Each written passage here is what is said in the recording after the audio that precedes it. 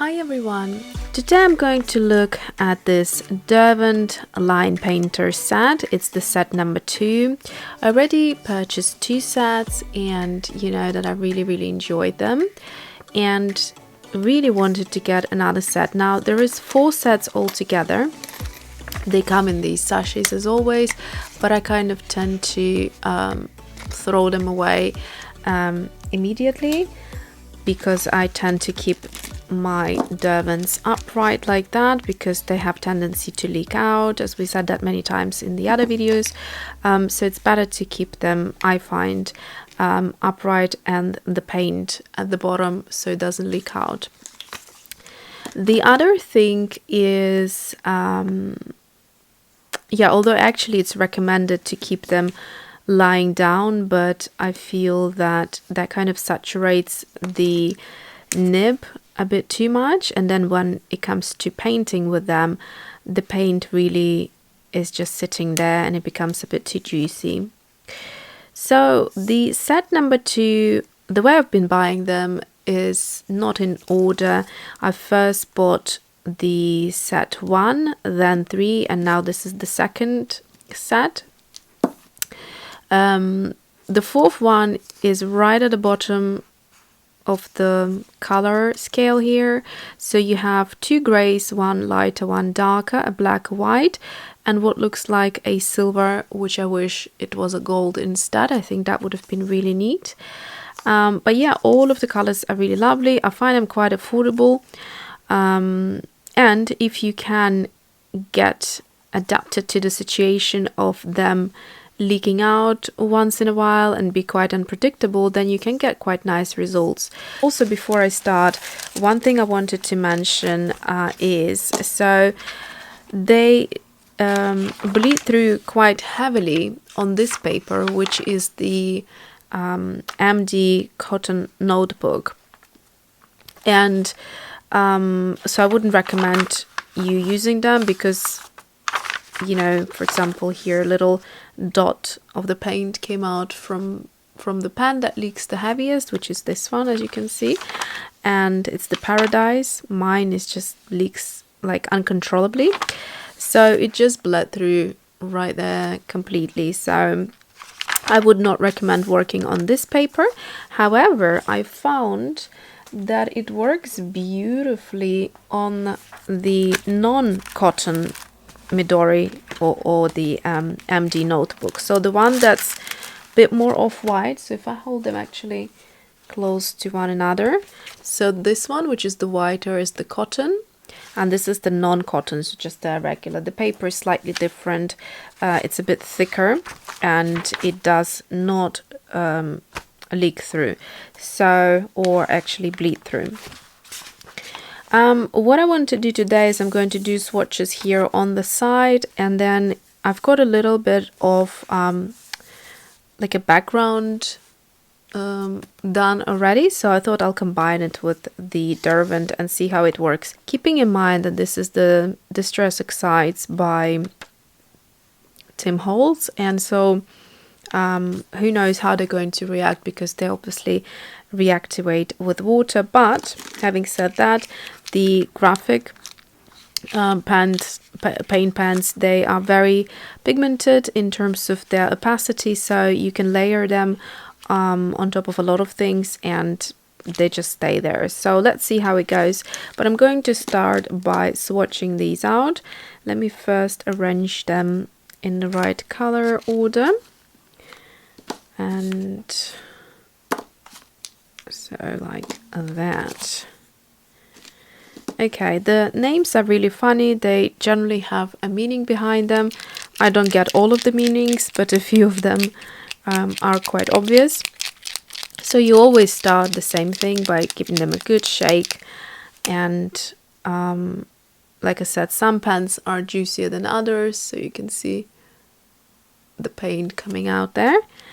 But let's start by swatching them out. So this one is number 2 and it's called Clockwork. I'm not going to write them down, the names here. Next one is this blue, and it's called Brilliance, so I guess like the brilliant blue. and it's a dark blue color. This is a very beautiful egg yolk, kind of in the middle of a yellow and an orange. I love this color. It's gorgeous. This whole color palette in the set 2 is really suitable for the winter or the autumnal months. So this is number 8. Number 9 is high, so like sky high, I guess. And then also the blue is a beautiful blue. It works beautiful up against that orange or yellow, egg yolk yellow. And they're nice and juicy because I've been painting them yesterday. Then the next one is number 13 and it's called Envy. There's also another green which is called, this one is called Fingers, and obviously it's like a greeny kind of color. So that one is from the set, which one was that? Set 3, I think. So this one is beautiful green. It's like a sap green type of a color. If you like sap green, you'll like this color. It's a very kind of natural green. And then finally number 15 is Brick Lane.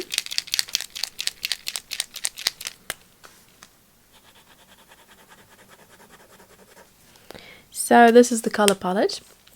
I want to create a bit of an illustration just to give you the feel of the pens, because that's tends to be the best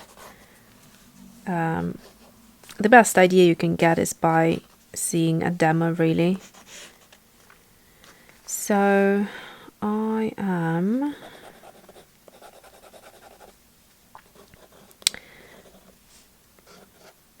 they are layering quite beautifully, and I think I'm going to go with a blue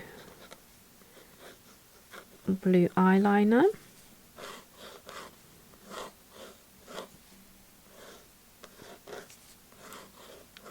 So you can see you can create these little puddles of paint, and depending on what you're layering these on, you can sometimes change the color even though they're quite opaque. You can see though this one is turning into a turquoisey color, which I find quite beautiful.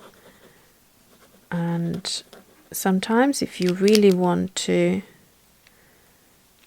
emphasize things, you can do it by just pressing harder and then you'll get a bigger blob. So I'm going to give her a green eye.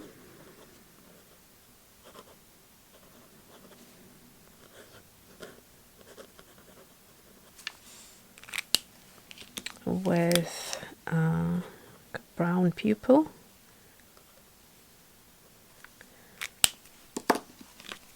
That is such a big surprise to me that I ended up liking these pens so much, because if you go back and watch the first set that I reviewed, I was not very happy with them, purely because of how it's not what I expected.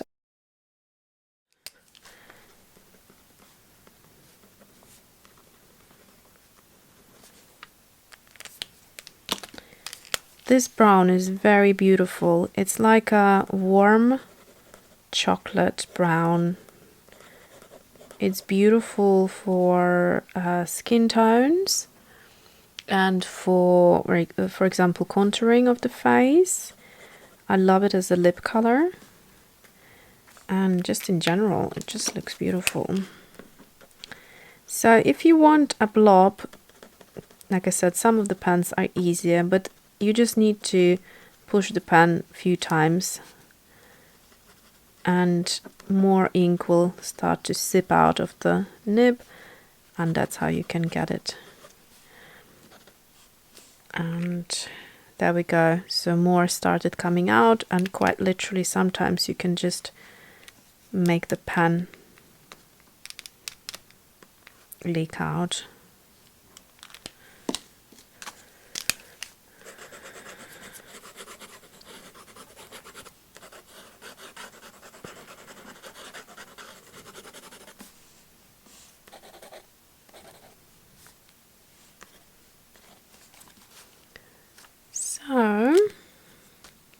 wonder if I could do anything else to this.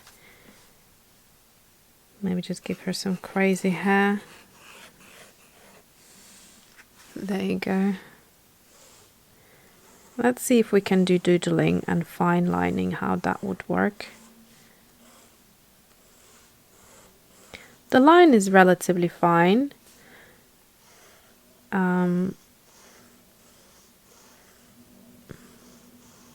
I like the fact that it really feels like paint. It has that kind of opacity about it.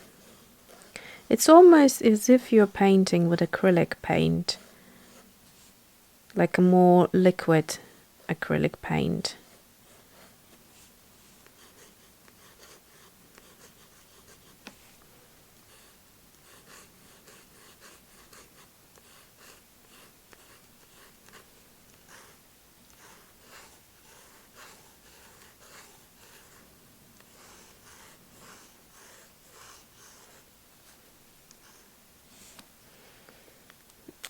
Alright, so I think I will probably start finishing off around about here. And to me that's more than enough. Maybe just, oh yeah, what I tried doing in the previous video, which I really liked, was actually you can use your finger and do a bit of like finger painting with these, because you see what just happened. There we go. So just tap it, sometimes it will come out onto the paper, and you can build it up to a bit more opaque color if you wanted to. Yeah, so things like that where the drop came out, it's obviously something you can't really predict. What you can do as well to help the process, you can just drop the paint from the nib, but don't draw with the nib because you'll damage it, and then just stick it back in and go for it. I mean, that's if you really want to get messy and creative, but why not? I feel that I kind of, this is where it becomes art to me.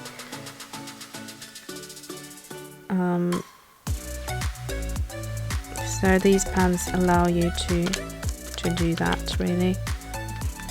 So there you go, that's a little demo for you. If you're prepared to get your fingers dirty, then they are loads of fun, and let me show you that there is absolutely no